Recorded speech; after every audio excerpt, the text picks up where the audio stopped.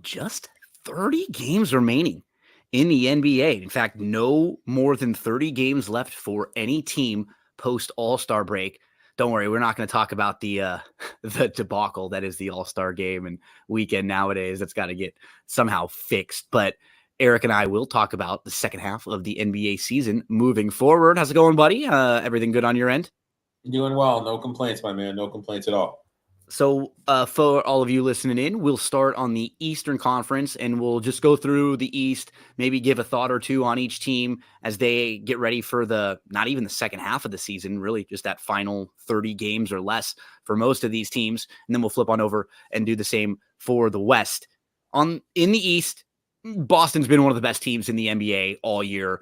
It's not surprising because they have a fantastic starting lineup.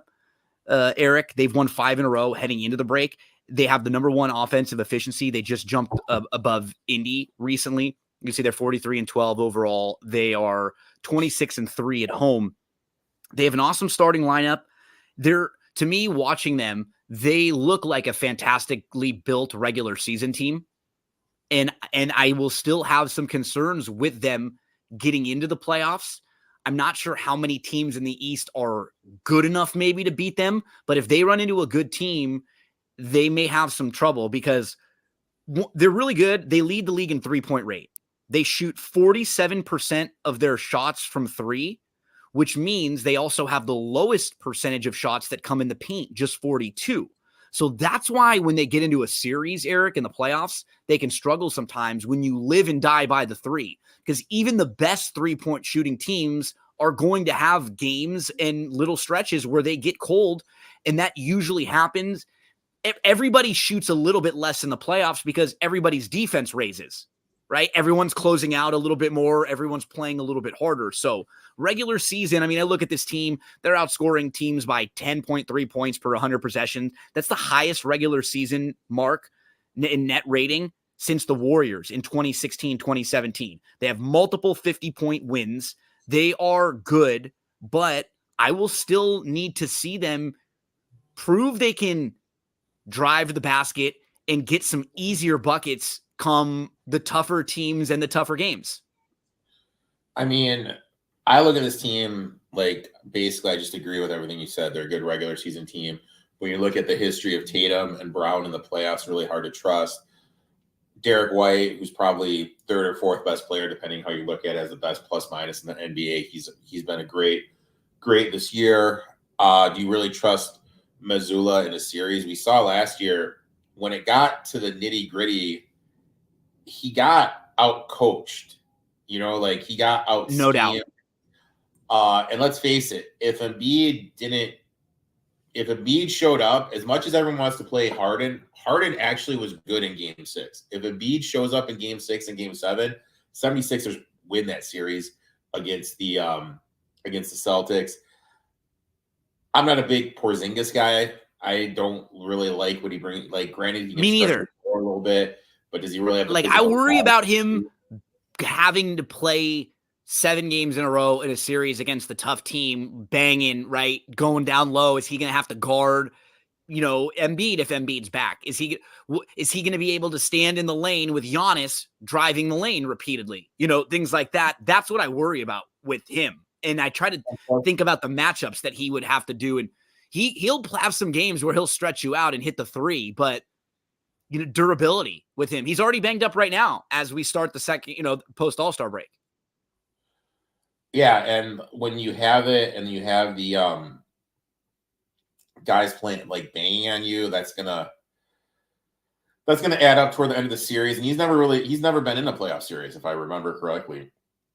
No, we've never seen it. It's going to be a whole new light for him. So we'll see this Boston team, no doubt, in the playoffs. Right now they're the number one seed. They're not going to falter, most likely. They'll finish number one, and then it'll just be who they match up with and, who else gets healthy, because that's key right now in the Eastern Conference. Some of these teams have some really big injuries. We move down to Cleveland, who has jumped all the way up. Erik, anything else you want to mention about Boston? No. Yeah, good regular season team. It's just they're going to have to prove it and shed the rep that they have right now as a good regular season team, but haven't seen them be able to put it all together in the playoffs. the Cavs, 36-17. They're 6 games back of Boston, but they have been playing some really good basketball. They put together an 8-game winning streak, and they are 18-2 since early January. And they're now 4 games in the loss column up on the Bucks in the 3rd spot. They have the number 2 defensive rating in the league. They're number 4 in net rating. And they've had the best defense against the league's top 10 offenses, which is a pretty good stat to have. They're good defensively when they play the best offenses. Major area of improvement for them. Much better passing team this year. Mitchell is not just yo-yoing up and down quite as much. They're moving the ball a lot more. They ranked 27th in ball movement last year, Eric. This year they rank 8th. And they have the best road record in the league. 17-8. They've won 6 games in a row on the road.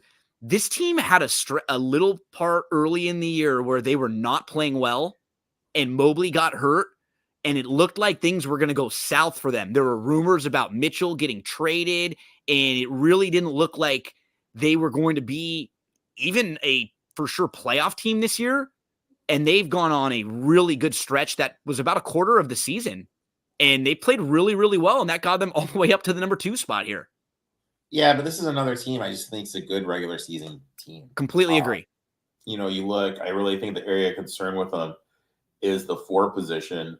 Strus and Okur, for whatever reason, Bickerstaff did not play Okur during the playoffs last year. If that going to leads to Strus has shown he can be a huge liability on the defensive end. I know everyone tries to make Mitchell into a thing. He is 18-26 in his playoff appearances. I think he is, in my opinion, would be perfectly slotted as your number 2 in the playoffs. I just don't think he's a number 1. And the problem is he gets paid like a 1, and he would be very nice in a spot with a guy like an Anthony Davis. Yeah, it's like another, what I mean? Another guy who can also score and do a little bit more and play defense and fill some of the voids that he has. I just always worry about him game in, game out. He doesn't play defense as well. He's trying harder this year. And I will, he has made some nice regular season in-season adjustments, but he's another guy that he's scored well in the playoffs, but his last 2 playoff runs have really changed the perception of him as like a good playoff guy. Because coming out of the bubble, we were thinking of him as, he's got some big games in him, and you looked at his numbers, and they were really great overall in playoff scoring. And since then, what you have is, you remember the loss without Luka, losing to the Mavs, and you remember last year where they got crushed by the Knicks, and they weren't really close in that series. And that's one of those things where it's hard to get that out of your brain until you see different. Yeah, right? And plus, like you look at the big scheme. He's won 2 playoff games his last 2 series, 18-26. He hasn't done it yet. Also, the big question is, can you win with how they play with Mobley and Allen, 2 bigs out there? How is that going to look defensively? Because the thing we need to remember is playoff basketball is so different. And if they're taking guys away from the rim, you have a guy that can't step out and defend the 3. You're playing a smaller, an elite 4. There's just so much stuff going on. And I don't know. I have some serious questions about this Cavs team. And after what they showed me in the playoff series against New York, Tibbs ran circles around Bickerstaff.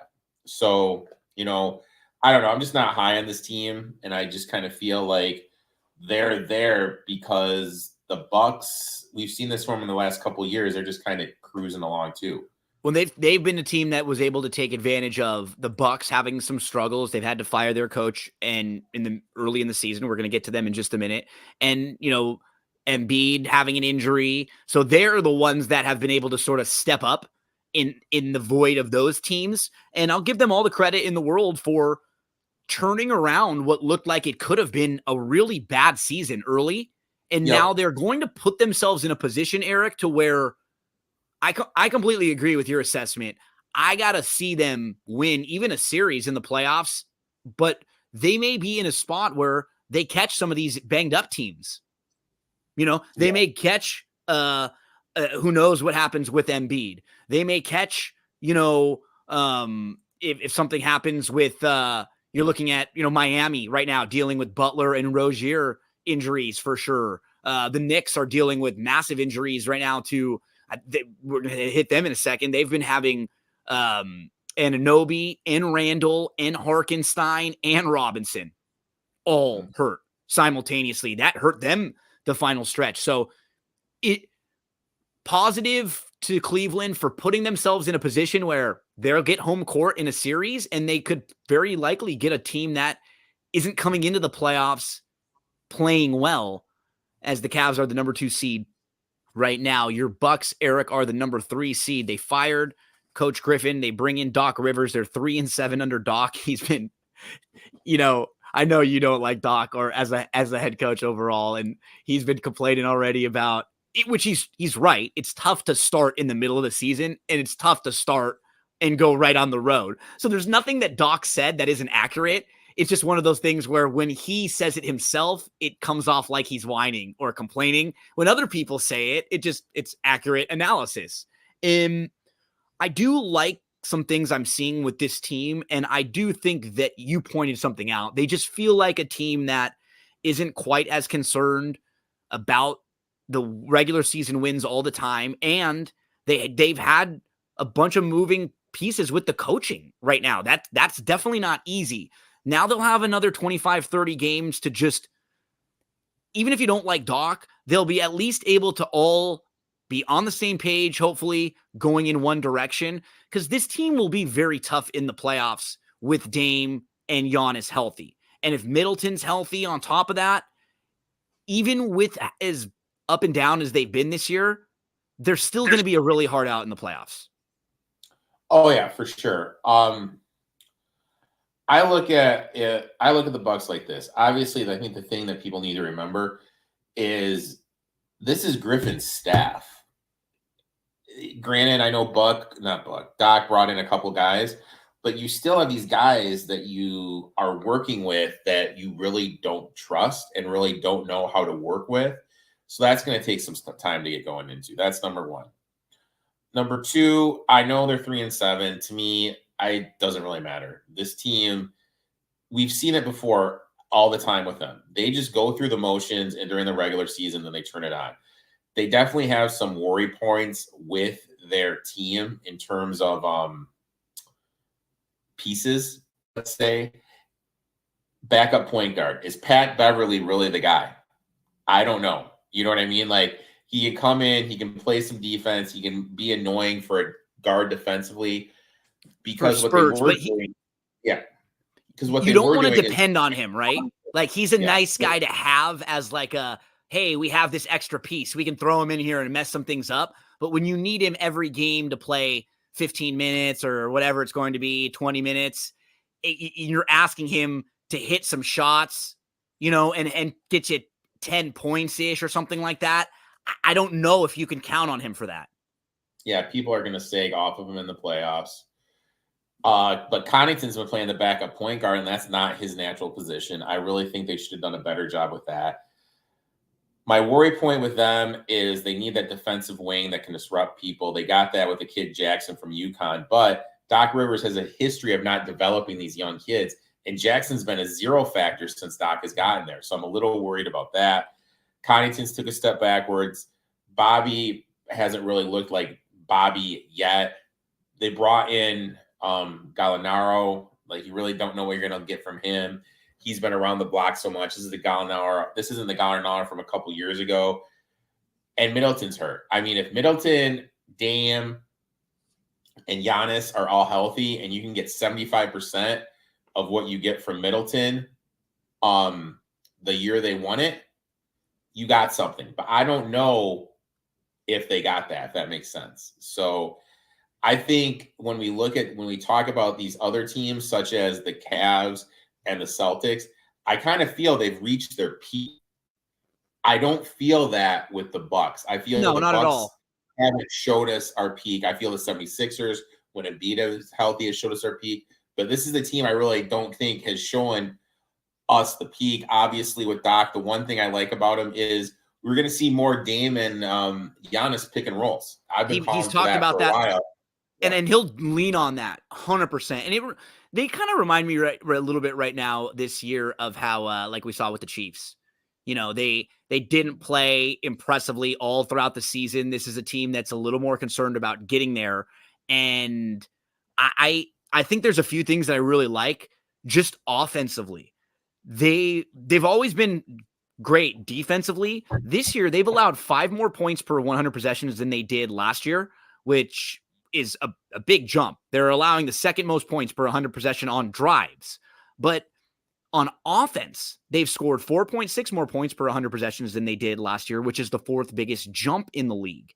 They've seen the 5th biggest jump in effective field goal percentage, the 2nd biggest jump in free throw rate, 3rd biggest drop in turnover rate. And why is that? That's Dame. And what that's doing is that's putting Dame in a spot on the perimeter more and Giannis in a spot to drive the lane more. And what is happening? Giannis is averaging 20.6 points per game in the paint. That is the most for any player in the last 24 years since Shaq averaged 22 and a half back in 1999. So in the playoffs, if you just think about it like that, and you've got Giannis down low over and over and over, and he's not having to just bring the ball up the court every time. And just that doesn't tire him out. And he doesn't have as good of a handle as Damian Lillard, who has one of the best handles in the league. So, right, who's going to probably turn the ball over a little bit less? Damian Lillard, who's a true point guard, than Giannis, who a lot of the time had the ball in his hands. And I think even though right now there are some growing pains there and they're having some struggles with defense, and as you pointed out, like getting the right personnel together, I think they're going to be really fine come playoff time as long as they're healthy. I agree 100%. I mean, I think we haven't seen their ceiling. I think this is going to be a team that could make a run for it. You can get a pretty good future price on them right now, too. Let's get to the New York Knicks, who are right behind the Bucks. Knicks are in the 4th spot right now. They lost 4 in a row heading into the All-Star break after winning 4 out of 5. And those injuries to Anunoby, Randall, Robinson, Harkenstein, they're 22-2 against teams below 500, Eric. So they've beat up on the bad teams. They're 11-20 against the teams that are over 500. And that's the biggest differential in the league from record against bad teams versus record against good teams. They're 3rd best against bad. They're 18th against the good teams. They have the worst record of any team in the East against the other top 8 teams in the East. They're 0-3 against Boston. But they're not 100% healthy right now. And this is a well-coached team that sort of takes the role of Brunson and Tibbs, where they're not phony. They're not fake. They're going to try to outwork you. They rebound the hell out of the ball. They've grabbed 53% of available rebounds. That would be the highest rebounding percentage for any team in the last 7 years. They're the only team that ranks in the top 5 of both offense and defensive rebounding percentage. They're 2nd in both.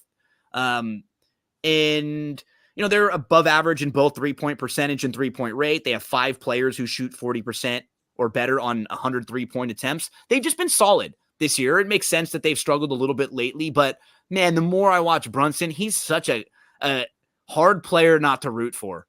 You just love the guy. He works his ass off out there. He's smaller. He's not flashy or fancy. He's just going to beat you to the right spot and try to outwork you and kind of pump fake you and get you off balance. And I didn't think he could get to the level that he's at right here.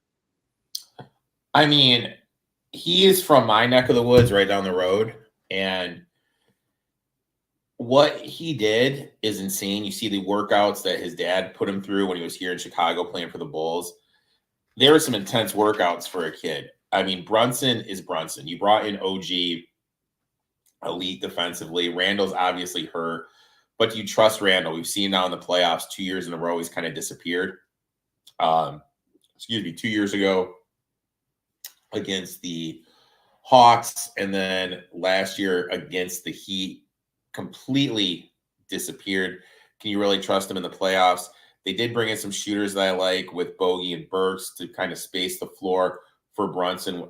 I like that. But at the end of the day, like, Do you think this team has enough to win more than one one series in the playoffs? series?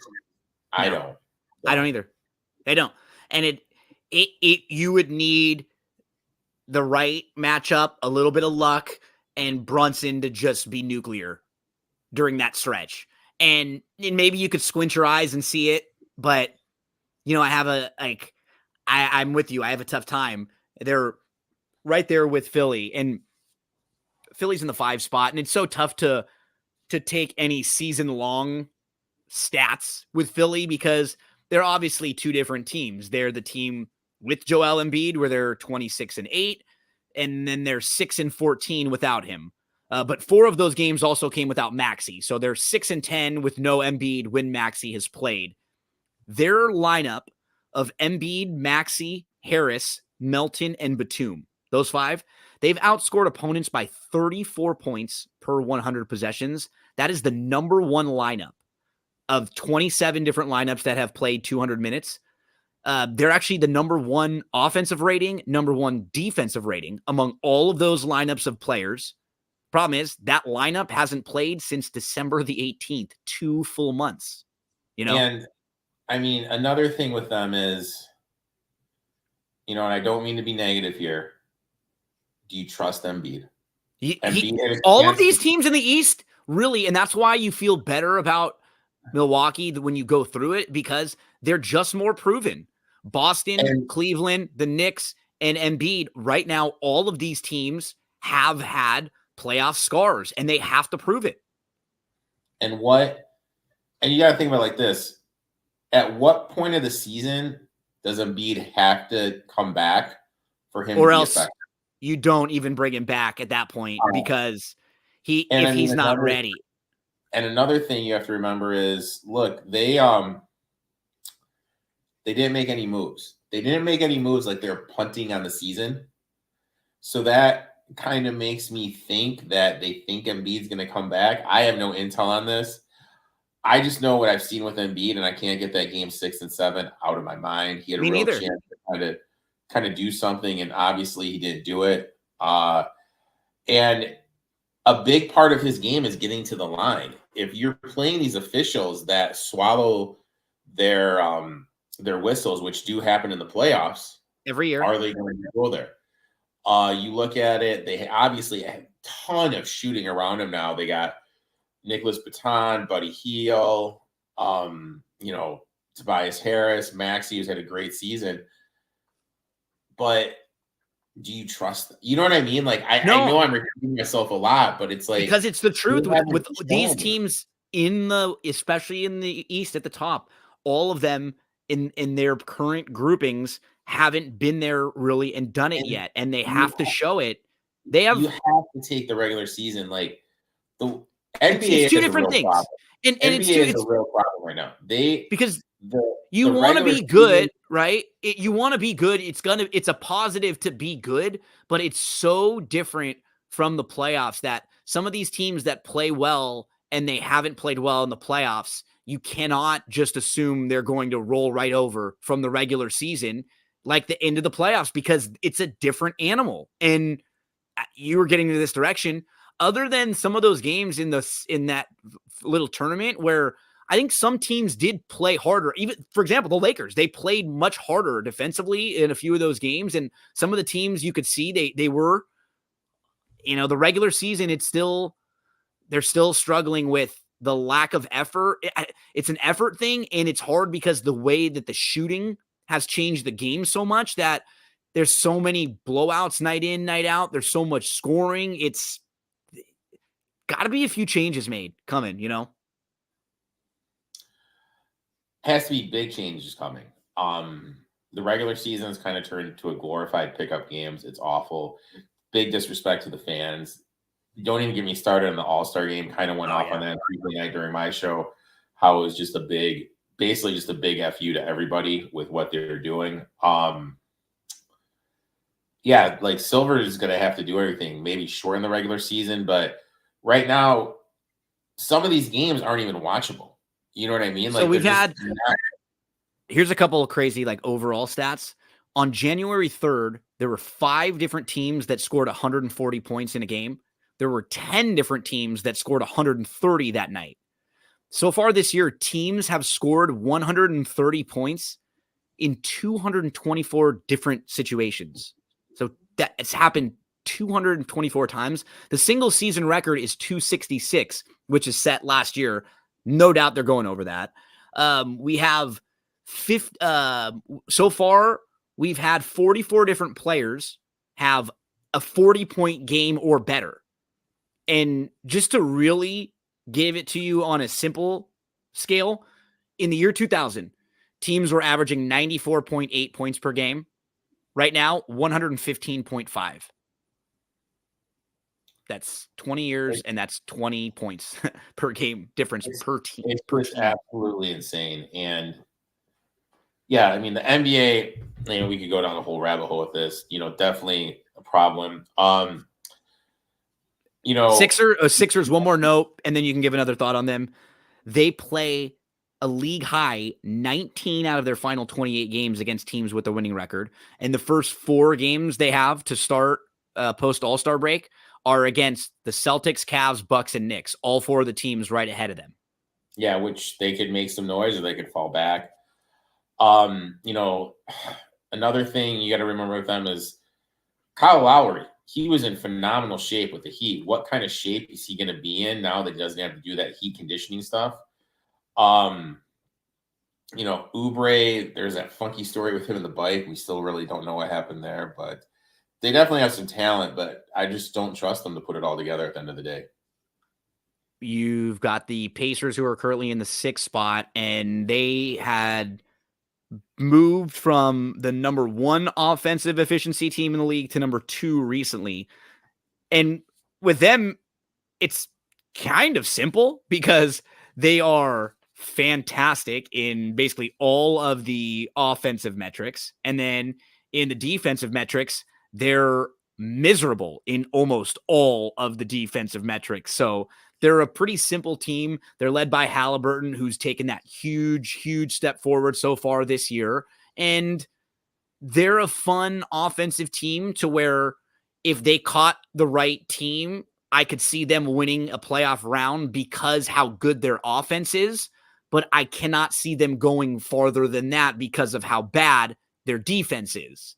So to me, they're kind of a fun offensive team, and maybe they can shore up some personnel next year and take another step forward. But they did take a good step this year, and Halliburton has put himself on another tier of player.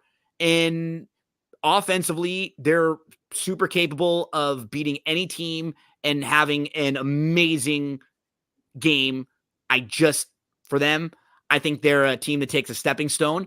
Just getting a playoff series this year, I feel like would be a good, like finishing in the top 6 and not having to play in. And then maybe can you match up with the Knicks and maybe upset them, or the Cavs, right? And one of those teams, like maybe I don't think they're there yet, but I think that's their ceiling here this year. Yeah, I just don't trust them to get stops. Their defense is just pitiful. Terrible. Score everyone, yeah, but at the end of the day, you have to be able to play defense, especially in the playoff games. I kind of feel like they're a year ahead of schedule. Completely agree. And what?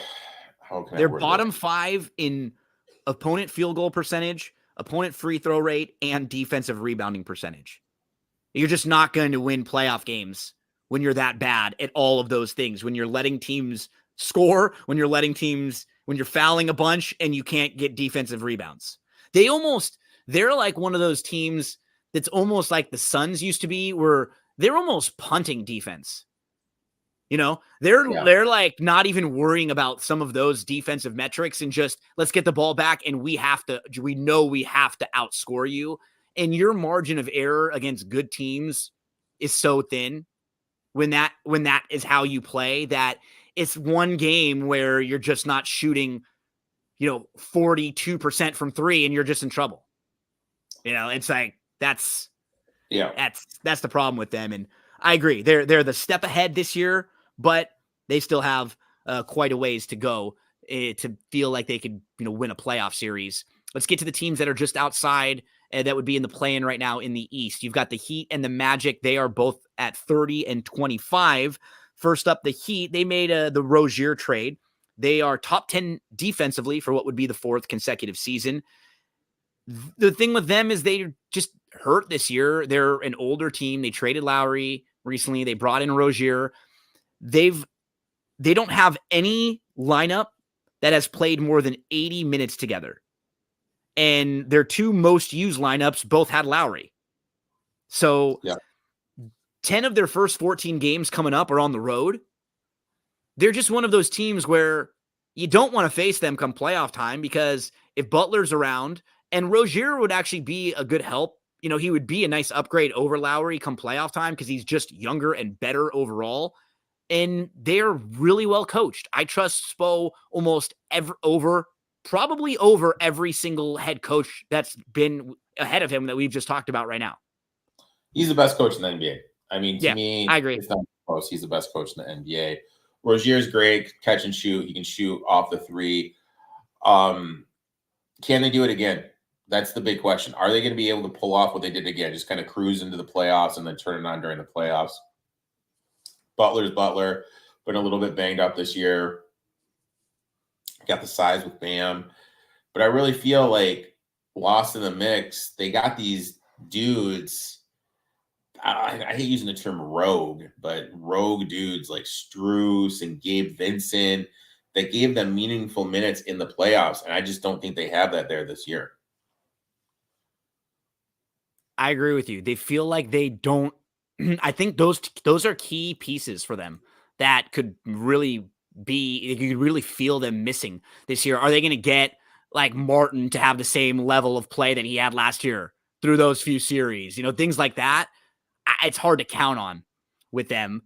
The Magic, kind of the opposite of the Heat, right? Who are more of a veteran team that if they get into the playoffs, you would trust them to probably play pretty well, but how much do they have? Magic are a young team, have a couple really fun young pieces. They had a great start to the year. Then they got really cold. Then they won 6 of their last 8 before the break. But they're bottom 10 offensively for what would be the 12th straight year. They lead the league in free throw rate, but they're really bad shooting free throws. They're 27th in free throw percentage, which is the biggest difference between they have the biggest difference between field goal percentage in the paint and field goal percentage and shot outside the paint. They do have the easiest remaining schedule with 16 games against teams with losing records, and they're 16-5 against teams with losing records so far this year. So that should bode well for them, maybe getting a top 6 spot and maybe getting a series, just looking at how their schedule is the back way, the rest of the way through, and then just kind of looking at the teams around them. They've got a 4-game cushion on the 9 and 10 spot on the Bulls and the Hawks. And we mentioned with the Pacers in front of them, and even the team like the 76ers, where they have 4 tough games to start, and we don't know what the deal is going to be with Embiid. I could see the Magic getting into the top 6 and getting a series just with what they have to play and a lot of bad teams ahead. Yeah, Wagner's been great in the 4th quarter. Paulo's taken a huge step forward. I obviously love Wendell Carter ever since he came to the league. When Jonathan Isaac's been able to play, they've been elite defensively. Ingles has the experience. Little disappointed with Anthony Black. Thought he'd be a little bit bigger part of the rotation. Backcourt is a little bit of a question mark for me. They've obviously been a little banged up. But this is another team, good young team. And I feel like this is another team that's just kind of a year ahead of the curve.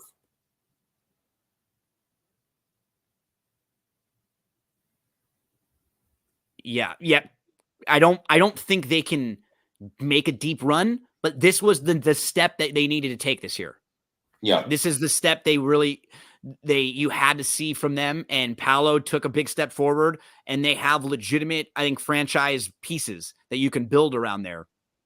9th spot, you have the Bulls, and now we get to these teams that are under 500. Bulls are 3 games under 500. They have the 4th best record, though, since late November. They're 21-15, but they had such a bad start. They were 5-14, so that's really hurt them. They're just a mid-range shooting team when you dive into their numbers. They've only outscored their opponents from 3-point range like 13 different times, which is the fewest in the league.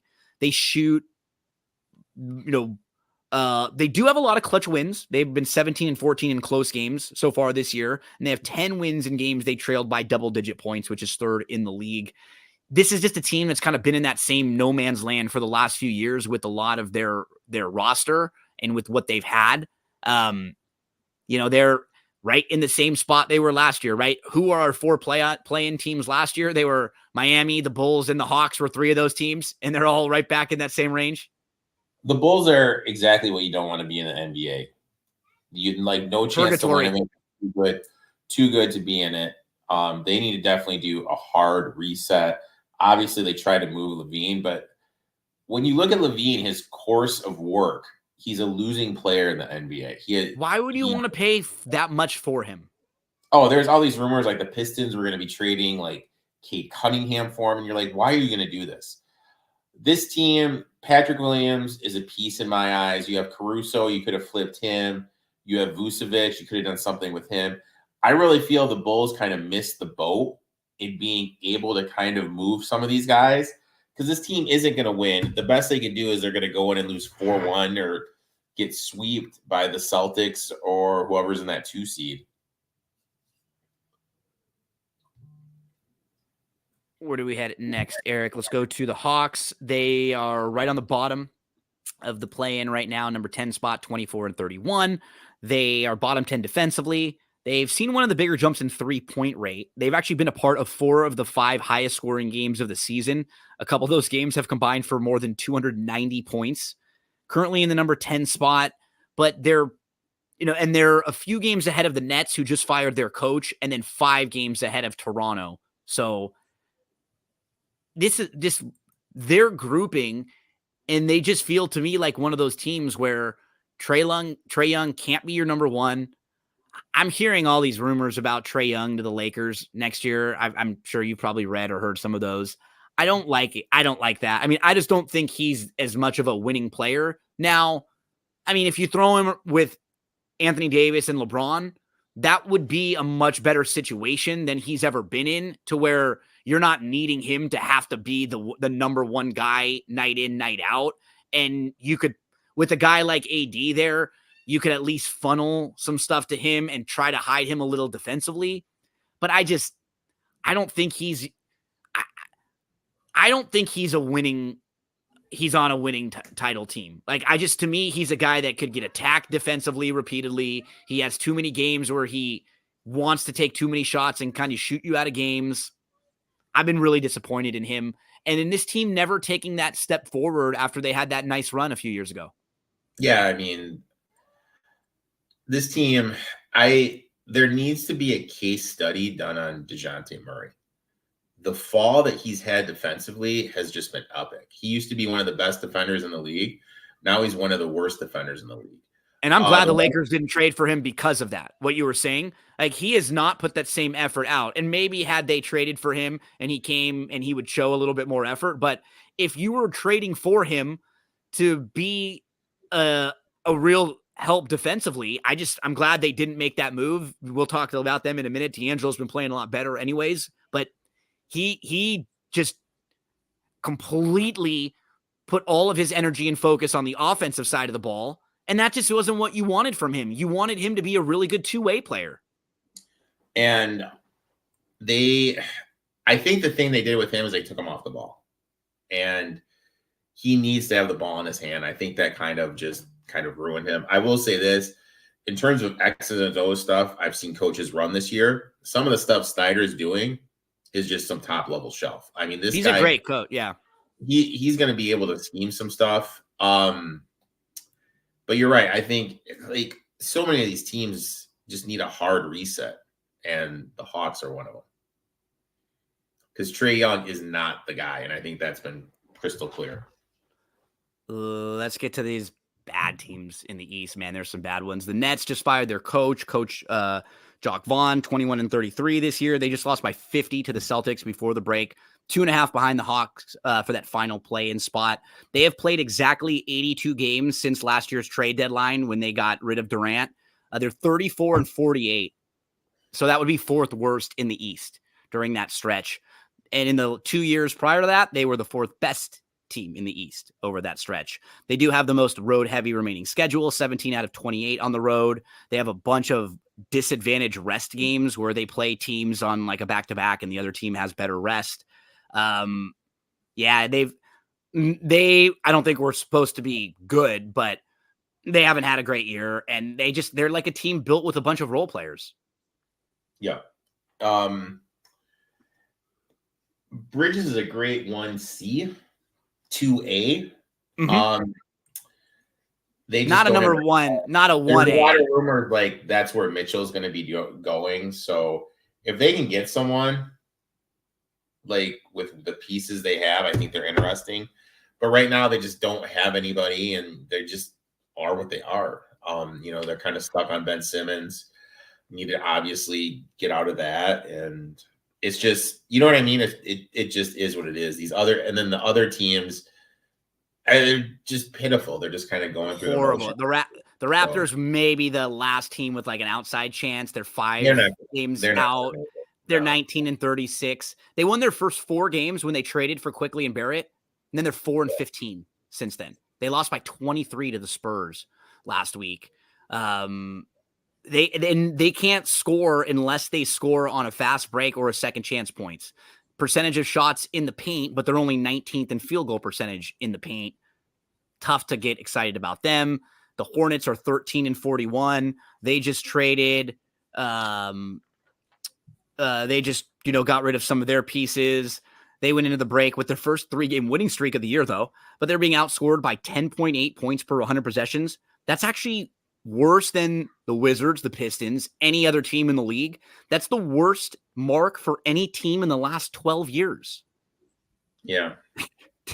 They're dead last in defense, and they have 13 games coming up against teams in the top 10 offensively, and 13 of their next 17 games on the road. That could be ugly. I mean, the Wizards have been bad too, Eric. They're 9-45. They're 1 game ahead of your Pistons.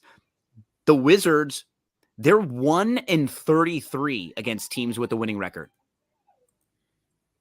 It's just like everyone that says I was a fool when I was talking about Jordan Poole like 2-3 years ago. It's funny how those guys aren't talking to me now. Jordan Poole is a clown show. Kuzma's just kind of there too. Kuzma should have been traded. This team obviously doesn't respect their coach. There's not much you can say about them. They're the laughing stock of the league next to my boys. And the Pistons so how about Poole? You're going to love this stat. I wrote this one down for you because it was a Poole stat. I knew you'd enjoy it. Jordan Poole, your favorite NBA player.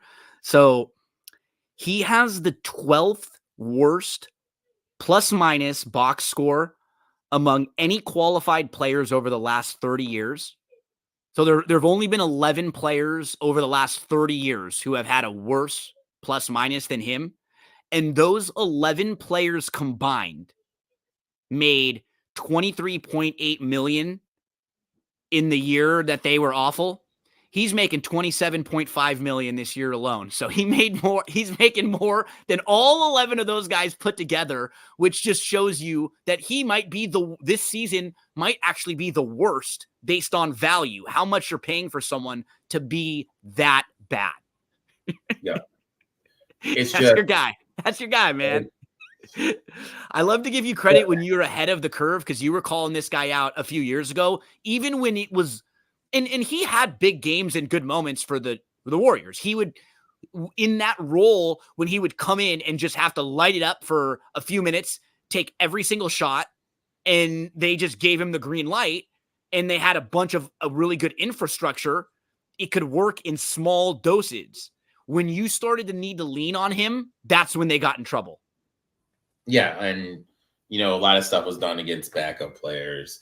Teams really like third or fourth, no, not even third or fourth, fifth or sixth option. They really don't care. They're not going to focus your defense do it. And you can just kind of see what the way he played. He's way too much of a defensive liability. Wanted his own team. He's got his own team. Now he's never going to sniff the playoffs again. So, is what it is with him.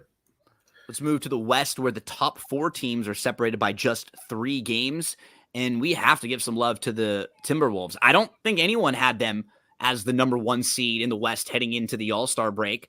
At 39-16, they won 4 straight road games before the break, including 20-point wins against Milwaukee and the Clippers, which looked very impressive. They're the number 1 team in defensive rating. They've allowed won fewer points per 100 possessions than any other team in the league. That's the fourth biggest differential between number 1 and 2 ranked defenses in the 28 seasons there's been play-by-play data. And they are 23-11 against teams over 500. They're 11-7 against the top 8 in the West. And they have the most home games remaining, 17 of their final 27 at home, and 7 home games to start after the All-Star break. So got to give a lot of love to this team. They are a young team.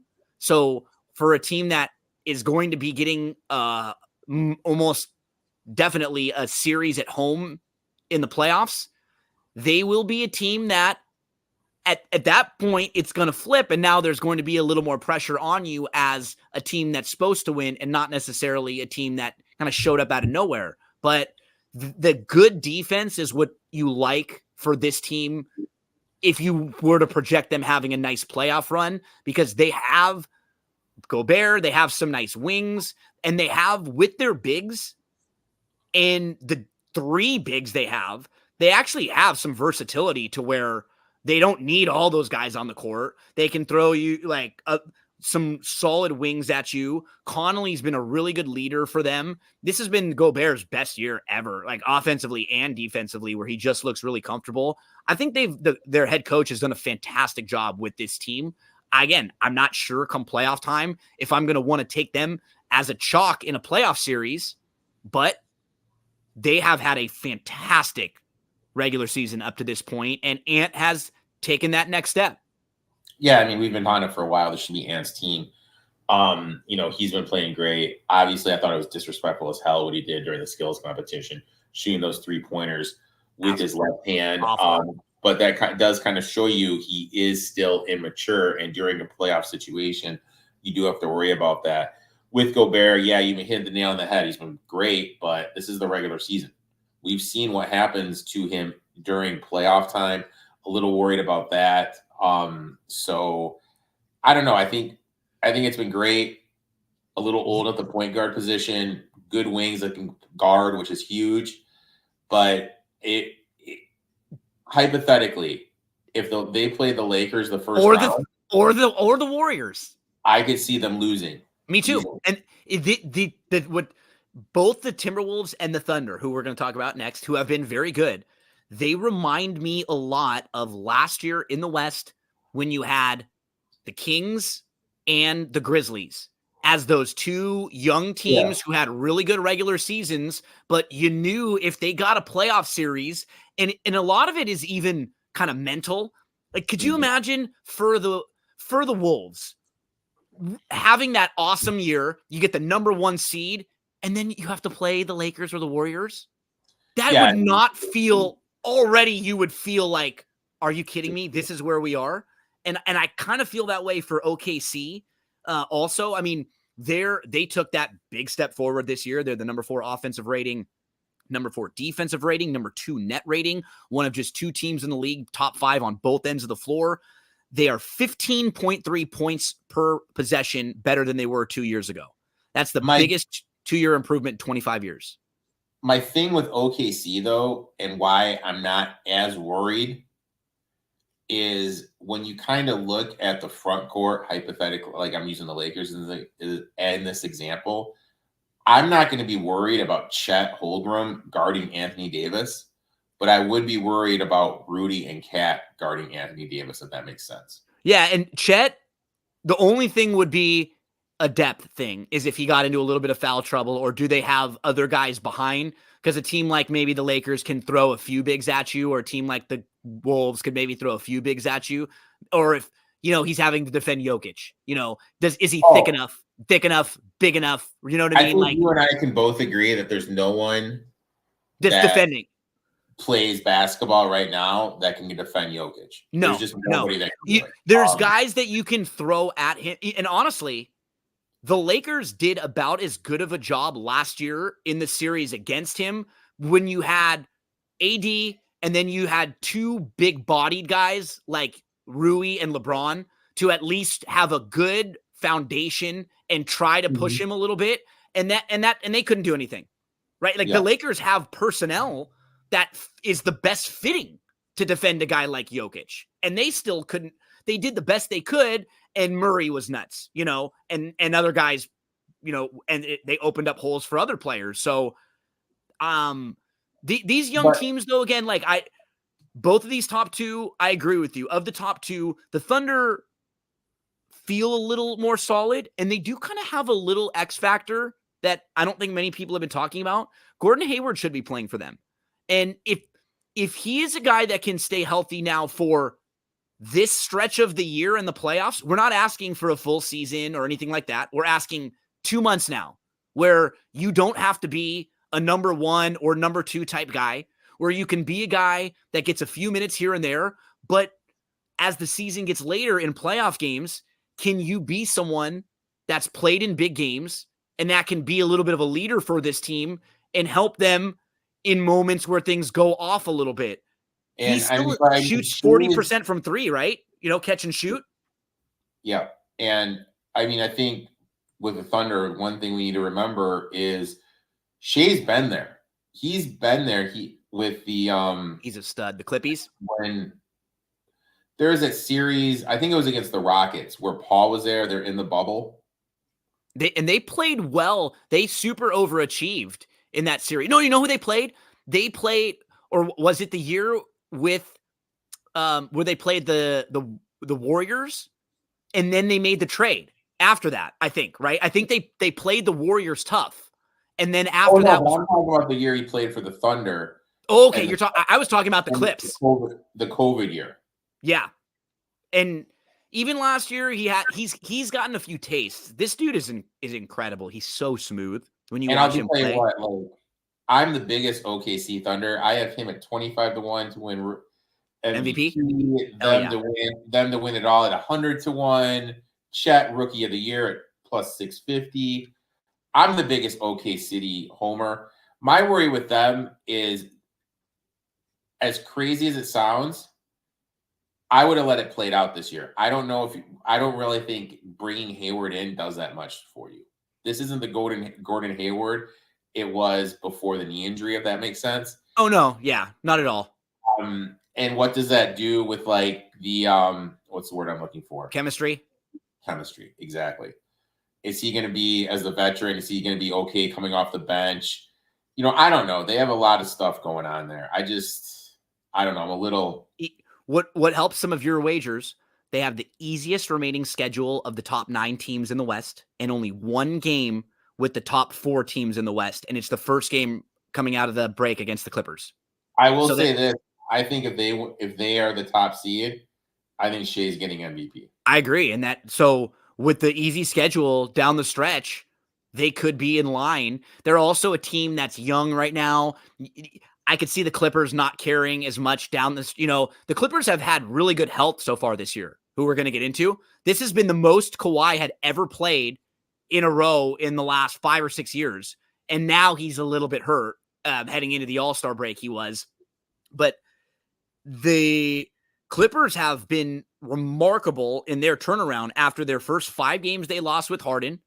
They have gone 33-10, number 1 offense in the league, 18.5 points per 100 possessions, better with Harden on the floor than without him on the floor.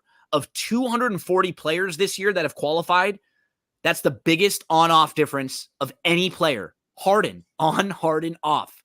But here's the thing with this team. For as incredible as they've been, they are last in ball movement and player movement. They're last in percentage of 3-point attempts that have come off catch and the percentage that have been wide open. So they're not getting as many easy shots. They're just kind of making some hard shots, which is what Harden and Kawhi do and Paul George do. But again, those guys, where they're tough shot makers, you just don't make as many tough shots in the playoffs. It's just what happens. The pressure's on and everything's a little bit heightened. And so I will give them remarkable credit, Eric. After that first stretch when they traded for Harden, it looked like this team was going to completely crater. And then Harden did what everybody's asking Harden to do over the last few years, kind of take a step back, be a real team player, pick and choose your spots. He's a great passer, run the offense, be a true point guard. It's been a great honeymoon period for them there. I still don't trust this team at all come a playoff game, come a big situation. And then also coming up right now, they have a league high 7 back-to-backs in the last 29 games.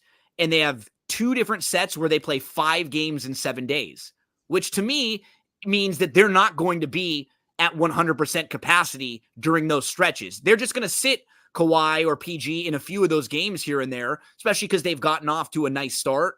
And same thing that I feel with those the Boston team, the Philly team, those teams in the East that we said, got to prove it in the playoffs. Got to see this team prove it. Harden and Westbrook and Paul George have been 3 of the biggest. And the word loser is harsh, but they have lost the most amount of playoff games and been there the most times on good teams that you thought might have done it. And now you put them all together. I just have to really see this team in a playoff series do it. I agree 100%. They got to, but you have Kawhi, who's playing good. You have Paul George, if he's really good. You have Harden. I think Zubac's been around. And it's an interesting team. You know, I got a piece of them at 20-1. I think there's a team that they could make a run, but you're right. You know, with what Paul George has done, it's hard to trust them. Harden's been in positions before to take that step, and he really hasn't done it. But and then come playoff time, if they have a game or two where Russ doesn't play, right? He's been good this year. And the thing about Russ is not only has he's been good on the court, but he's been better off the court. In that he's not starting anything, no drama. He's fine sitting on the bench and not closing the games. He's not getting upset about that.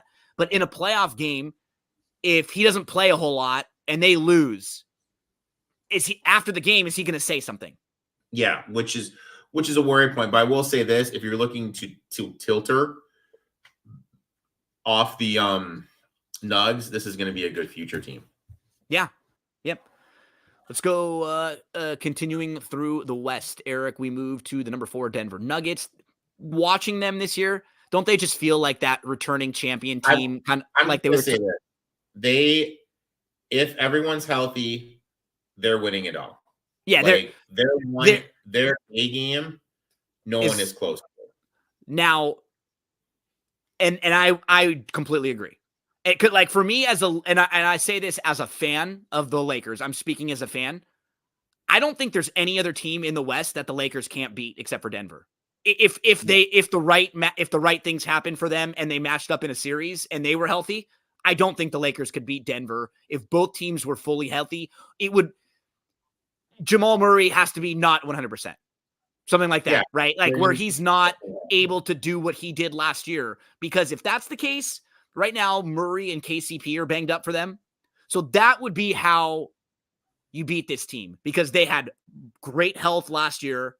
And if Jokic in a playoff series is just so difficult to stop, man. The guy just, you can't really take him out of a game. You can slow him down a little bit. You try to make him more of a scorer than a passer. But then the problem is when Murray is playing at the level he played last year and how he's played in big games, he's like the fan in me. He's my least favorite player as a fan right now. And just this guy's not hitting another big three right now. Oh my God. Like he's not hitting. Oh my God. Like that's Murray. And Murray will play 4 bad games in a row before the Lakers, and then he will just destroy the Lakers and when they play them, and I'm watching them just crying, Murray, not again, man. This team gives me nightmares still from last year, and they feel like a defending champ team that isn't worried about getting the number 1 seed, and that they're going to be able to flip a really nice switch if they're healthy in the playoffs. I agree 100%. And like I said, I don't think anyone is able to defend Jokic.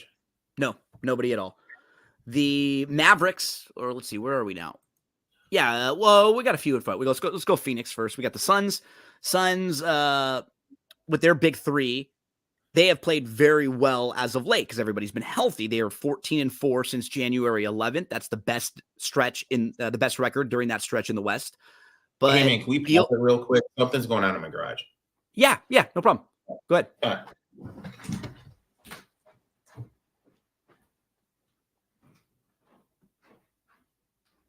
worries. No worries. Okay, so we're picking back up, Eric, with the Western Conference, and we're looking at the number 5 Phoenix Suns. They've been really good with the big three when they've been together. The problem with Phoenix, it's remarkable when you look at their splits. So they are terrible in the fourth quarter, just horrific. So they have a 102.9 points per possession in the fourth quarter. That's the second worst mark for any team in any quarter this year. Only the Charlotte Hornets are worse in the first quarter than the Phoenix Suns are in the fourth quarter. They get outscored by 16 points per 100 possessions in the fourth quarter. And I do think, Eric, that has something to do with the way their team is built, because they're so top heavy with those three guys. And those three guys have to do so much of carrying the load. They don't really have a point guard either. So it's one of those three guys handling the ball as well. And they're asking a little bit more of KD, like defensively, they're going to have to. So I understand why they're not as impactful in the fourth quarter. And that's what worries me about this team. When they were built last year, I figured they'd be a fine regular season team. They were going to have stretches where those three guys look fantastic. Come a playoff series, if they have to play and defend Jokic or an Anthony Davis or Chet or some of these bigs in the West, they could have a really tough time doing that. And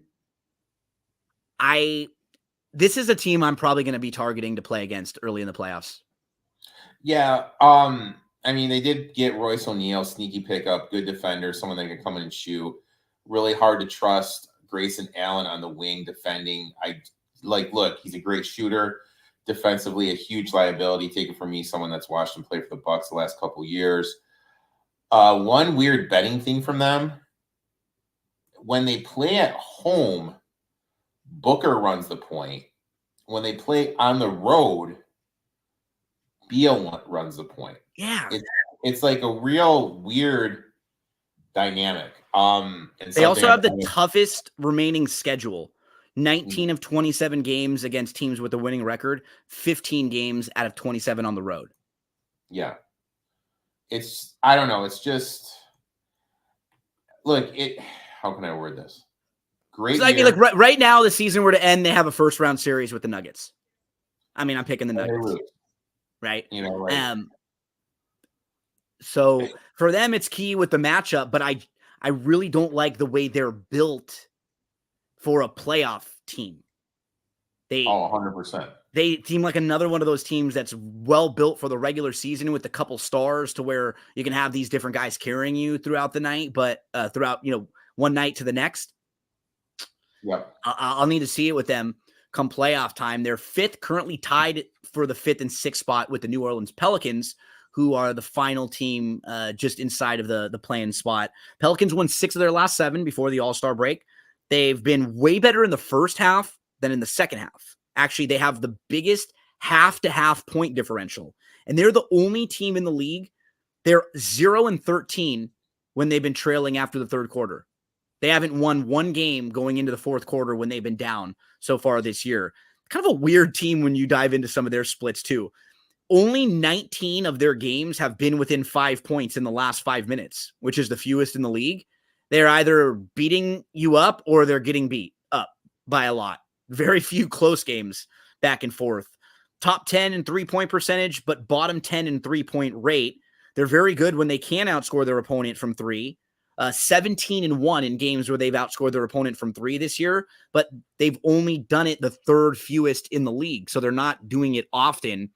They did get 44 games out of Zion so far. He's averaging 22.5 points per game, 5.8 rebounds, 4.8 assists, 2.5 turnovers in just over 30 minutes. I think the rebounding has been kind of disappointing for him and defensively, but he will have some good games and good stretches.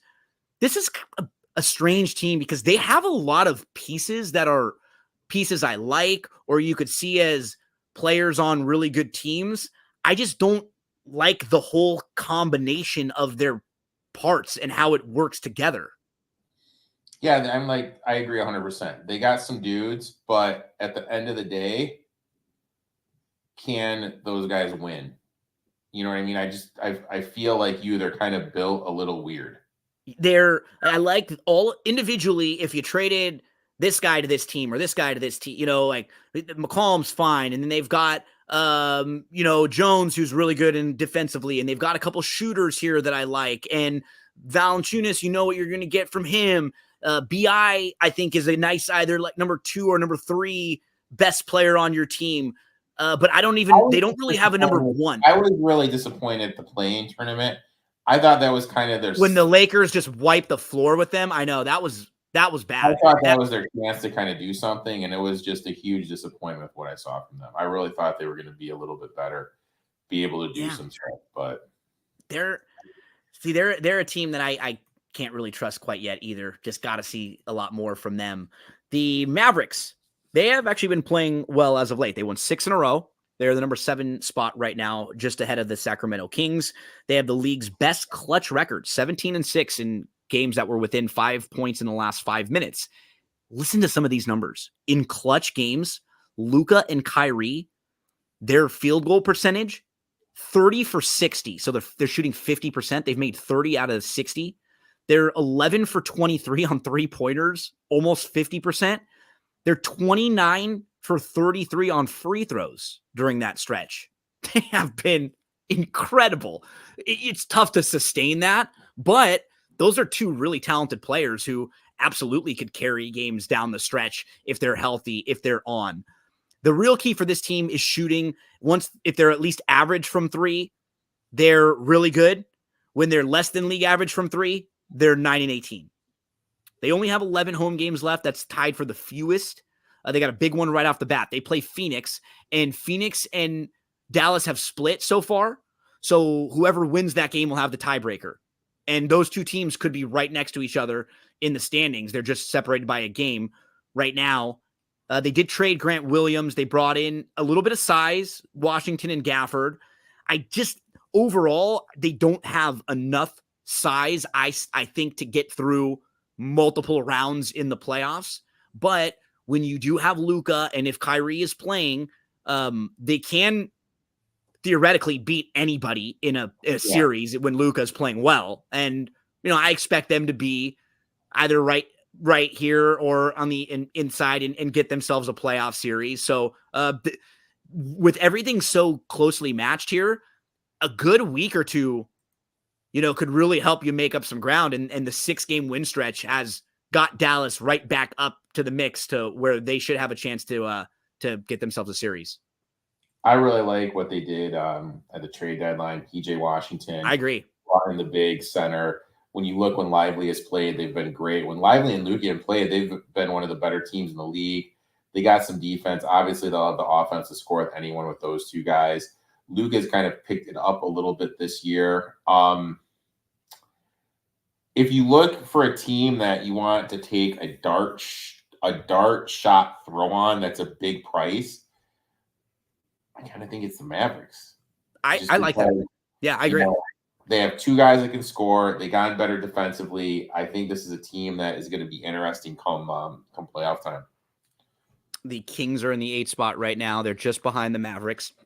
Kings are 2 games ahead of the Lakers. And when you're looking at the playoffs, there are a couple key spots. Getting the number 6 means you get a series. If you're in the 7th or 8th spot, that means you only have to win 1 game to get in. If you're in the 9th or the 10th spot, you have to win both games in order to get in. So for a team like the Kings and the Lakers and the Warriors, the difference between the 8th spot and the 9th spot is really a lot, because in a 1-game situation, anything can happen, and you don't want to put yourself in that spot. So for the Kings, they beat the Nuggets in 2 out of the final 4 games before the break. Overall, they kind of struggled a little bit this year. They're 17th in net rating. They do get 17 of their final 28 games at home, but they have 3 out of 5 to start on the road against some of the best teams in the West. I felt like they overachieved a little bit last year. This, to me, kind of feels like more of who they are, right, as a team in this range, like a playoff team, but a bottom-tier playoff team. And I don't know yet if this team is quite tough enough come playoff time. I think they'll probably be in the mix right here in the play-in, but they're a team I'm a little a little cold on. Sabonis was awful in the playoffs. And it's hard not to think about that, right? Yeah, it is. He was awful in the playoffs with what he can't do defensively. Fox is Fox. Keegan Murray took a huge step forward. But you're right. I kind of think they overachieved last year. You have Mike Brown, who's a hell of a coach, but I just kind of feel that this is their this kind is of who where they are. belong. Yeah. Lakers 30-26 in the 9 spot. They had a really nice run towards the end of the first part of the season. And the real key for them was Darvin Ham didn't really know what he was doing with their lineup and with their players. And he was really inconsistent with who he was starting, the groups that he was putting in. He wasn't putting in a lot of the better groups of players together and kind of offensive players overall. A lot of games where they were starting Reddish and Prince together, which just doesn't give you very much offense from either of those two spots. Those guys are bench players that are solid and they have roles, but they shouldn't be playing 30 to 35 minutes a game. And that's what the Lakers were doing earlier in the year. And what they've done now, Erik, is before the trade deadline, Ham sat down, him and D'Angelo had a talk. And D'Angelo basically said, what are you looking for out of me? Can you tell me what you want? Because I can be a good point guard. I can pass the ball. And they basically said, go crazy. They basically said, hey, look, the way this team is built, you need to take enough 3-pointers for like 2 positions worth. You need to not be tentative. You need to go out there and go 5 for 12 from 3. Because I'd rather see D'Angelo take an extra 3 than Cam Reddish be taking those shots. And that's what the Lakers have done recently. And now they're playing D'Angelo, Reeves, and Rui together in the starting lineup with AD and with LeBron. And all of a sudden, Erik, they went from being a team that was good defensively and really bad offensively. And now, instead of playing the 5 out, they're playing more 4 out. They also changed their scheme. And that's why I have a lot more confidence in them now. I wouldn't have, if we talked a month ago, I would not have felt this way at all. But they made changes, and since making those changes, they have been really good offensively. So you look at their overall season stats, they rank last in 3-point differential, right? Over the last 15 games, they're the number 5 offensive rating. They're 40% from 3, which is 3rd in the league. They have the 2nd best true shooting percentage and the 3rd best field goal percentage. They rank 1st in assists per game. Anthony Davis has taken a huge leap as a passer because he has been getting double teamed, and now it's like him and LeBron have had this kind of game that they play with the assists, and LeBron is teaching Anthony Davis how to pass out of a double team. So they're having games where they have 4 guys with 5 assists, like D'Angelo and LeBron and AD and Reeves, all of them. And after a really bad start to the year, Reeves has now been playing much better. They're 15-7 in clutch games, and they won 6 of their last 7 coming out of the break. So like these top teams, when Anthony Davis is out there playing this year, he is playing. I don't think he will be, but if he was given first team all NBA, it wouldn't be wrong. He's playing that well this year, and he's not been hurt, and he's played all year, both sides. So I was so worried about this team a couple weeks ago, and it's not like I'm crazy ecstatic because they're still in the 9th spot. If they get into the 7th and 8th spot, I feel really good about them getting a series, and just being a team that's going to be hard to get out if they have LeBron and AD, and if Reeves and Rui, if they're healthy. If Vanderbilt comes back, and you have Vanderbilt and Reddish, they haven't even gotten anything from Gabe Vincent this year. He's been hurt the entire year. They have gotten nothing from him. They can throw some different looks at you. So this is kind of another, them and the Warriors, as much as they've had go wrong for them this year, they are scary teams that you sure won't want to play in a playoff series. Oh, 100%. I think this is a team that definitely has some future value. We need to remember that, what's the word I'm looking for? They could have won that game 1 against the Nuggets. That kind of let them slip away. Maybe it would be something different if they would have won that game. We don't know, but they were definitely in a position to win that one. I am a little worried though about D'Lo defensively. We kind of Of saw course, the numbers. but the combination of, because right now, as they've been a much better offensive team, what ends up happening? They're playing better offensive players, so they're just better offensively and they're worse defensively, right? No doubt about it. And I completely agree with you. And I think because the last time we saw him in the playoffs last year, he was basically benched. But before that, he actually did have some really nice moments for them in good spots. But can he continue playing close to the level he's been playing over the last few weeks? He's never done that in the playoffs so far. So for me to act like he's just going to go right in and play well, nope. Just like with everyone else, he's got to show it that he can play big night in, night out when the moments are big. But I do feel like this is the best version of D'Angelo I've ever seen as a fan of his in LA. And he does seem like, I think because the trade deadline's gone, he knew he was staying. He's a little more comfortable now, a little more relaxed, knowing like I'm here. They need me. This team needs me because win or lose, they're the best version of this team is when D'Angelo Russell can score, 15 to 25 points a game and hit a bunch of threes. That is their ceiling. And when he can do that, they're a really scary team. If he doesn't do that, that really makes their margin for error so small because they just don't have a lot of other offensive firepower. They need him to be doing that.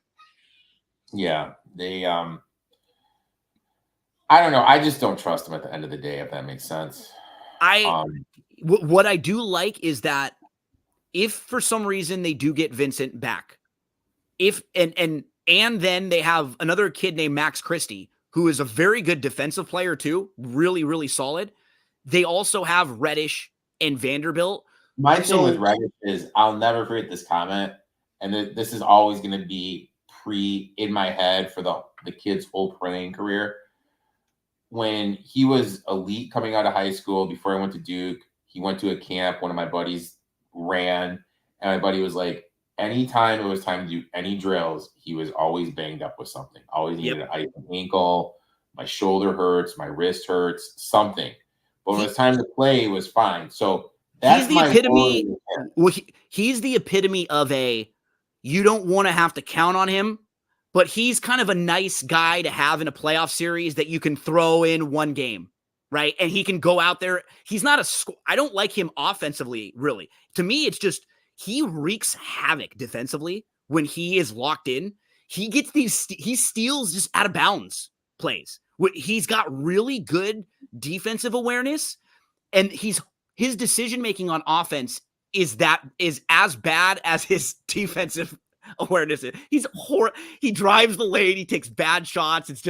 It's a struggle, but I like the pieces they have. And I like that they can throw some different things at you. They're at the bottom of the play-in, though, Eric. The number 10 seed right behind them is the Warriors. And the Lakers and Warriors play 3 more times coming up the rest of the year. They play right off the bat on Thursday. LeBron won't be playing in that game. And the Warriors now, they've played really well. They've won 6 of their last 7. They made some changes. Clay's coming off the bench. And they do have the easiest schedule left against the top 12 teams in the West. So I look at the way things are set up now. It's them.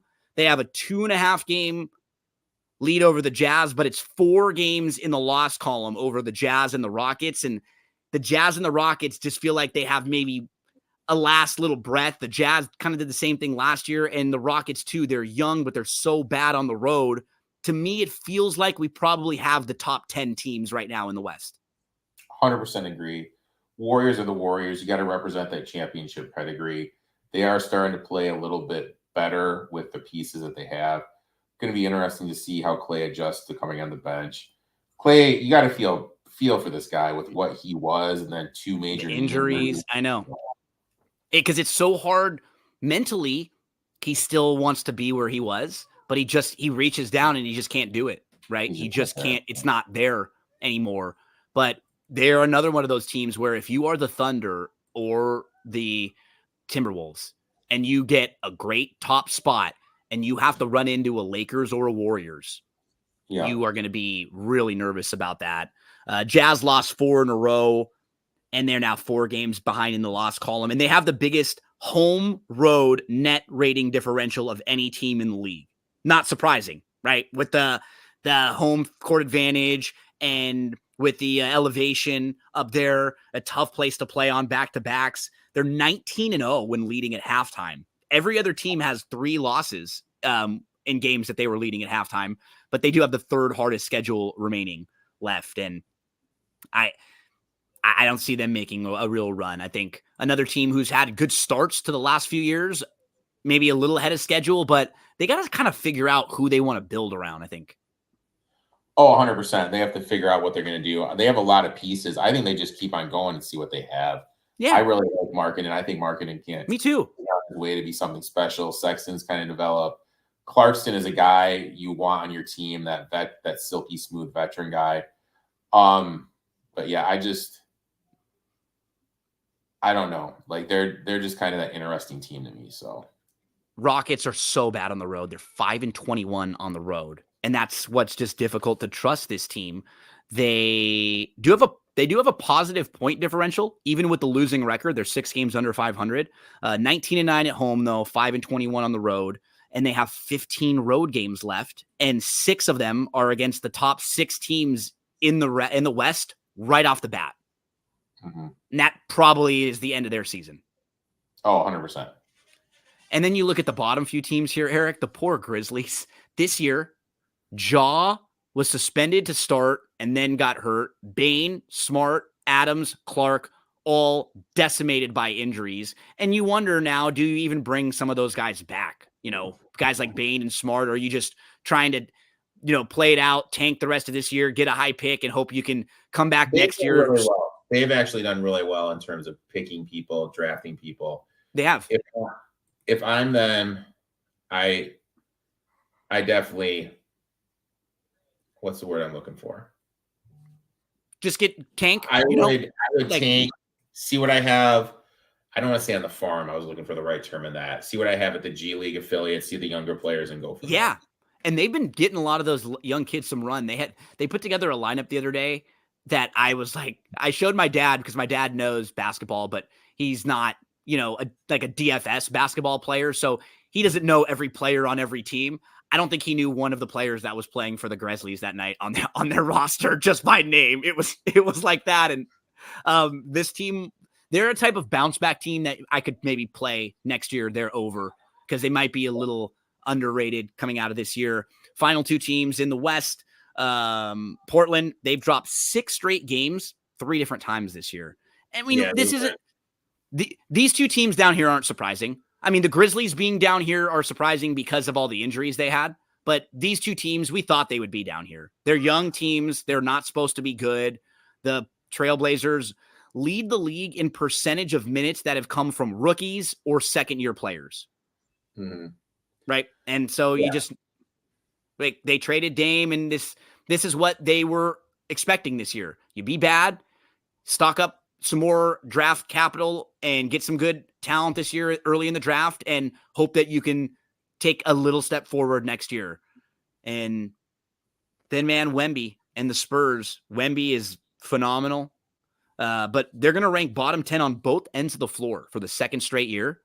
They were only bottom 10 on either end of the floor one time in the previous 25 years.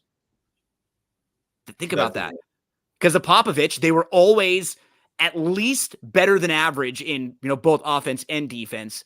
Wemby would be the first player to average 25 points, 10 rebounds, 4 blocks per 36 minutes in the 51 seasons for which blocks have been tracked. They do have the 2nd hardest remaining schedule coming up, though. I mean, for them, not surprising that they're here. Give me like your 30 seconds on Wemby, as we finish up here, Eric. Was he as good as you thought, better than you thought? Were you expecting this? And where do you think, you're going to see him in the next few years? He's going to be hosting a trophy probably by the time he's 23 and need to get a couple. Yep. Unbelievable. Defensively, haven't seen anything like this before in my life. Never. Really interested to see where everything goes with him. And what I like about him, when you hear him talk, he says the right things. He seems and you feel like he's in the right position to be developed with the Spurs and their organization and all the winning they've had and the guys around. So man, I've been so impressed with him even through these struggles. He's not used to losing, but I would not be shocked to see this guy take a huge leap and this team be just a much better team next year with him with the 1 year under his belt. So Erik, we had a lot of ground to cover. We haven't had to talk any NBA so far this year, so we wanted to get a little tidbit in at least on all of the teams in the league. Each and every week, we will check in with the news, talk about some of the hot teams of the week, the teams that have been struggling, any major injury news or issues, anything like that. But final stretch of the NBA season, my friend. Thanks so much for shifting the focus on over to basketball. And I look forward to talking more NBA and some college basketball with you in the next few weeks.